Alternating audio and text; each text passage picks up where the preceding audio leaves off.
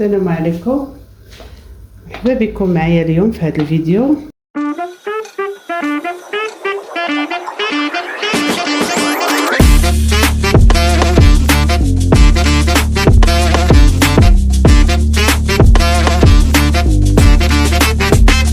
اليوم ان شاء الله غادي نشارك معكم واحد الطريقه ديال المقارونيه غادي تعجبكم ان شاء الله بزاف الناس اللي كتعجبهم المقارونيه اولا وليداتهم كتعجبهم المقارونيه.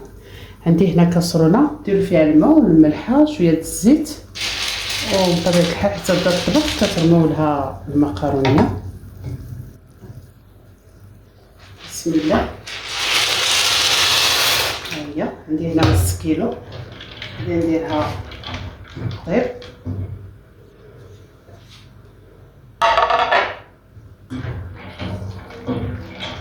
نغطي عليها ونخليها حتى طيب ان شاء الله. لما تسخن المقارونيه غادي نوجدو ان شاء الله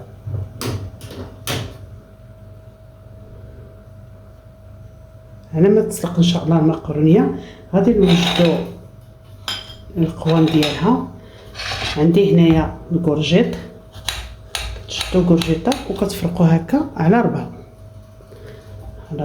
وكتقطعوها رقيقه، حاولوا ديروها رقيقه.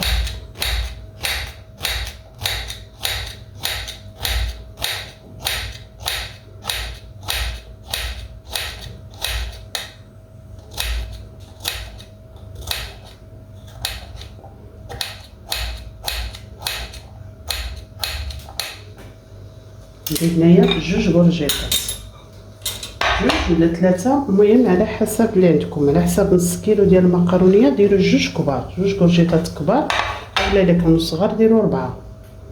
ها هي. وعندي المعدنوس وعندي الحمات ديال الدجاج. المهم واذا كان الحوت احسن، اذا كان الحوت موجود عندكم في الدار ديروا الحوت، اي نوع ديال الحوت بيض ديروه.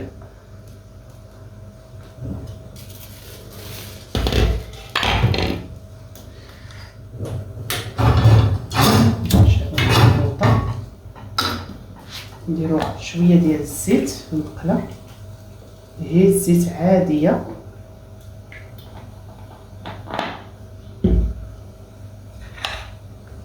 غادي نسبقو الثومه هي الاولى،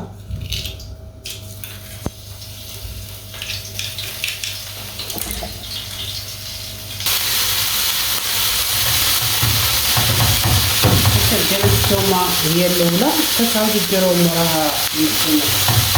واذا كان عندكم الحوت ما تصدقوش الحوت هو الاول، كديروا القرعه هي الاولى حتى كتهبط عاد كديروا الحوت دغيا كيطيب.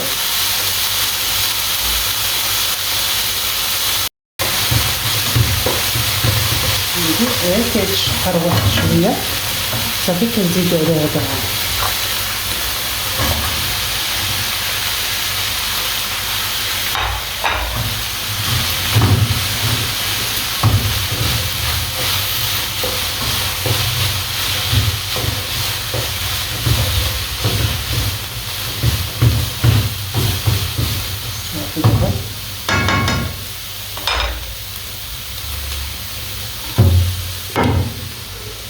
غادي نغطيو عليها ونخليوها حتى تهبط على خاطرها.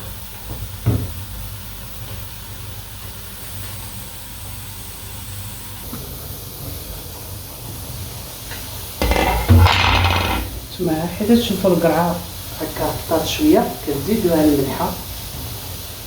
بسم الله. ديروا القياس اللي يقاد لكم الملحه ديالكم على حسب.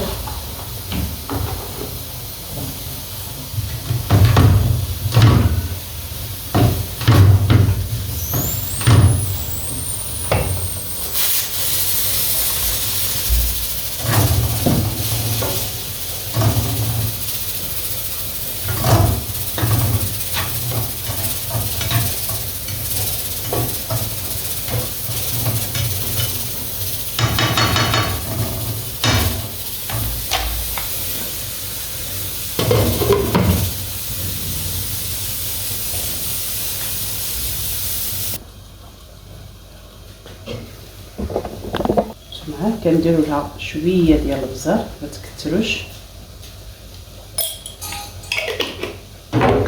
الا كان الحوت ما ديرولهاش سكينجبير، وإلا كان الدجاج ديروا سكينجبير، ضروري سكينجبير مع الدجاج.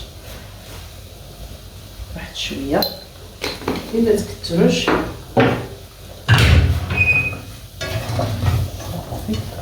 وغادي نديرو المعدنوس،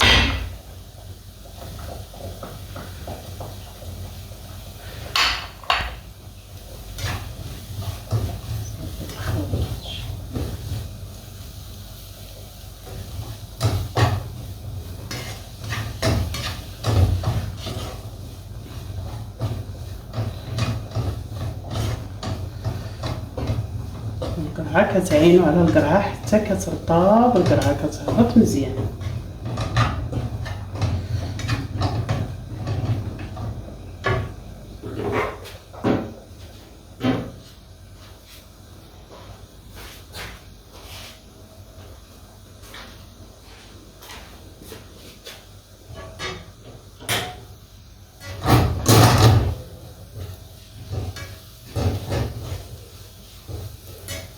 وكنديروا لها القشده الطريه،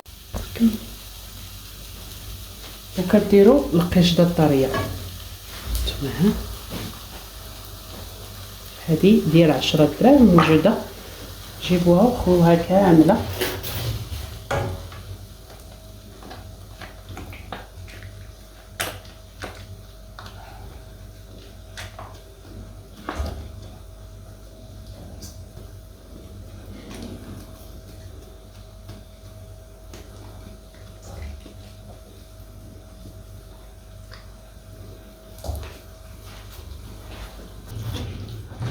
صافي ديروا القشده الطريه، ما تعينوش عليها بزاف، غير واحد دقيقه وكنزيدوا المقرونيه.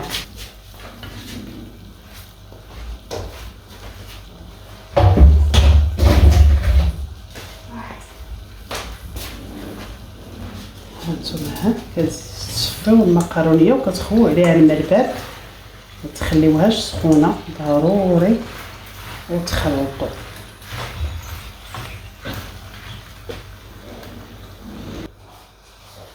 هانتوما ها هي فيها صافي كتخلطوا، صافي كتطفيو البوطه. ها هي كتجي تيقوني، كتجي غزاله تبارك الله، فيها واحد البنه ما تسخاوش بها. الناس اللي كيبغوا المقرونيه جربوها ان شاء الله بهذه الطريقه، وغادي تعجبكم بزاف ولوليداتكم.